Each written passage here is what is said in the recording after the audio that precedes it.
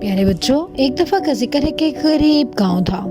اس گاؤں کے لوگ بہت غریب ہونے کے ساتھ ساتھ تعلیم سے بھی بہت دور تھے، اور اس کی وجہ یہ تھی کہ ان کے گاؤں میں کہیں کوئی اسکول موجود نہ تھا۔ لیکن خوش قسمتی سے ایک لڑکی فاطمہ شہر سے تعلیم حاصل کر کے وہاں پہ آئی۔ اس کے والدین بھی بہت غریب تھے، لیکن وہ بہت ہمدرد دل کی مالک تھی۔ وہ وہاں کے لوگوں کے لیے کچھ کرنا چاہتی تھی۔ وہ چاہتی تھی کہ جس طرح سے اس نے تعلیم حاصل کی ہے، گاؤں کا ہر بچہ اسی طرح سے تعلیم حاصل کر کے اپنے گاؤں کے لیے کچھ کر سکے۔ جب وہ گاؤں کے بچوں کو گلیوں میں کھیلتے ہوئے دیکھتی تو اسے بہت افسوس ہوتا۔ وہ چاہتی تھی کہ یہ بچے اپنے آپ کو اس طرح سے ضائع نہ کریں، بلکہ اپنا وقت تعلیم حاصل کرنے میں صرف کریں، اور اس مقصد کے لیے اس نے لوگوں کو قائل کرنا شروع کیا۔ لوگ تو پہلے ہی یہی چاہتے تھے، تو انہوں نے اس کے پاس بچوں کو تعلیم حاصل کرنے کے لیے بھیج دیا۔ اب وہاں پہ اسکول کی عمارت تو نہ تھی، لیکن اس نے ایک درخت کے نیچے بچوں کو پڑھانا شروع کر دیا۔ لیکن درخت کے نیچے پڑھانا کوئی آسان کام تو نہ تھا۔ موسم کی سختیاں برداشت کرنا پڑتی تھی۔ کبھی تیز دھوپ ہوتی تو کبھی ٹھنڈی سرد ہوا، اور ایسی سرد ہوا کے ساتھ ساتھ جب بارش ہو جاتی تو بچوں کے لیے پڑھنا ناممکن ہو جاتا، اور اس طرح سے بچوں کی پڑھائی کا بہت حرج ہوتا تھا۔ فاطمہ کو اس چیز کا بہت افسوس ہوتا۔ بارش شروع ہوتی دو تین دن تک جاری رہتی، یہاں تک کہ بارش رکنے کے بعد بھی وہاں پہ ڈھیروں پانی کھڑا رہتا۔ اور جب فاطمہ ایسے حالات کو دیکھتی تو اسے بہت افسوس ہوتا کہ آخر کب تک بچوں کی تعلیم کا ایسے ہی نقصان ہوتا رہے گا۔ اس نے کچھ کرنے کی ٹھانی۔ ظاہر ہے اس کے اختیار میں تو کچھ نہ تھا، لیکن کم از کم وہ جس کے اختیار میں تھا اس سے تو بات کر سکتی تھی۔ وہ گاؤں کے چودھری کے پاس گئی۔ گاؤں کا چودھری ایک امیر انسان اور اچھا آدمی تھا۔ فاطمہ نے اس سے بات کرنے کی ٹھانی۔ جب فاطمہ نے اس سے کہا کہ میں چاہتی ہوں کہ میں بچوں کے لیے کچھ کروں، لیکن آپ کو میرے ساتھ تعاون کرنا ہوگا۔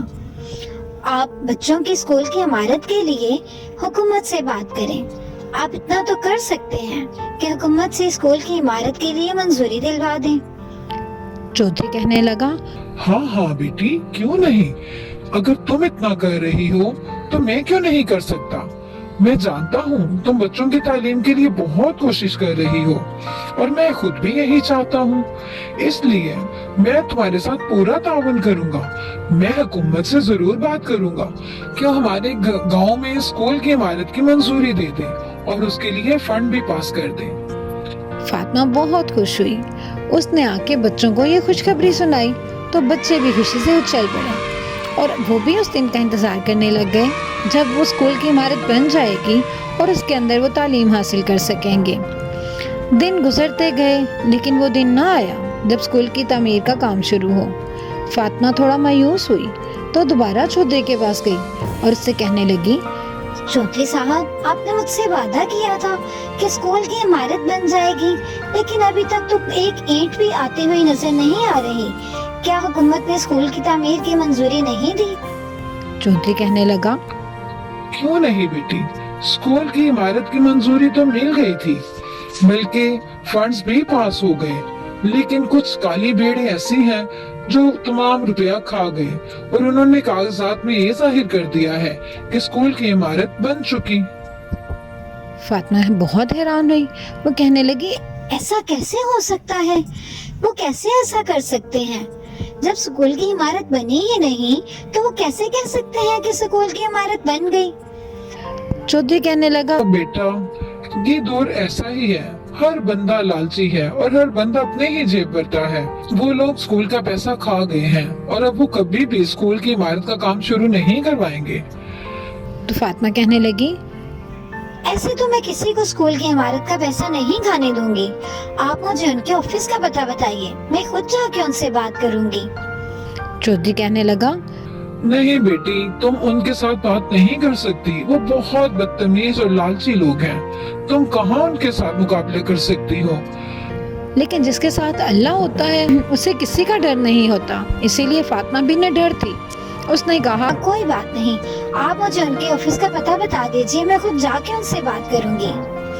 تو چودھری نے اس کو فوراً ان کے دفتر کا پتہ بتا دیا اور فاطمہ ان کے دفتر چلی گئی۔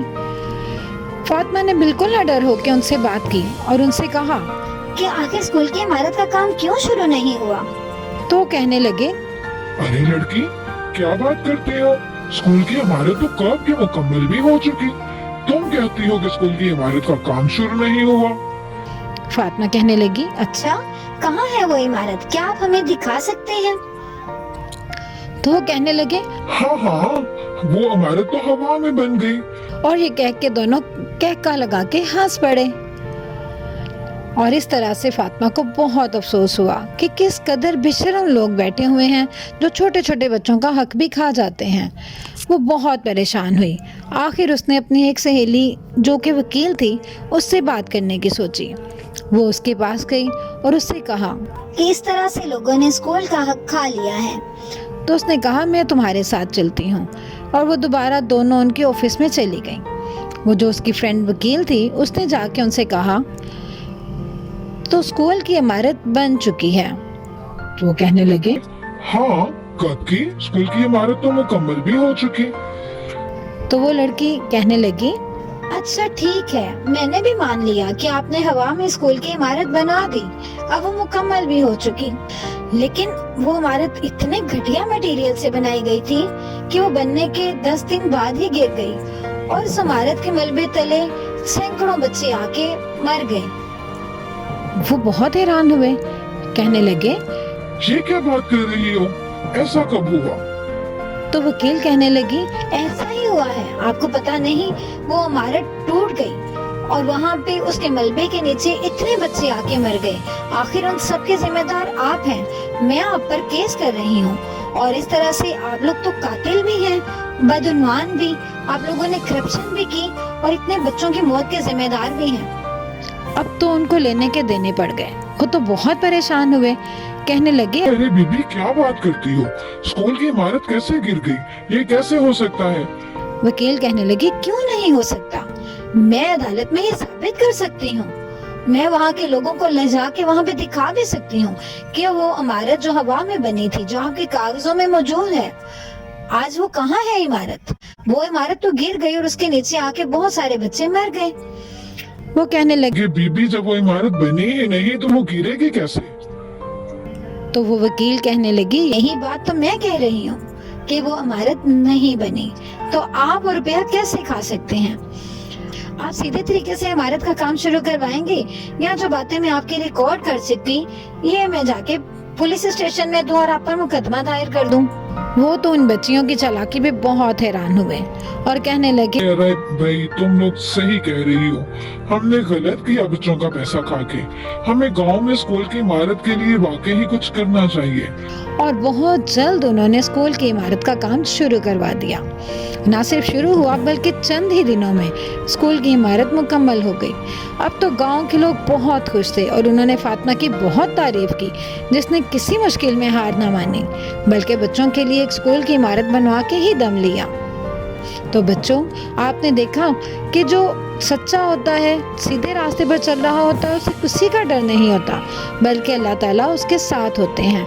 और इस तरह से हमें भी दूसरों की मदद करनी चाहिए और बगैर डरे हक सच का साथ देना चाहिए।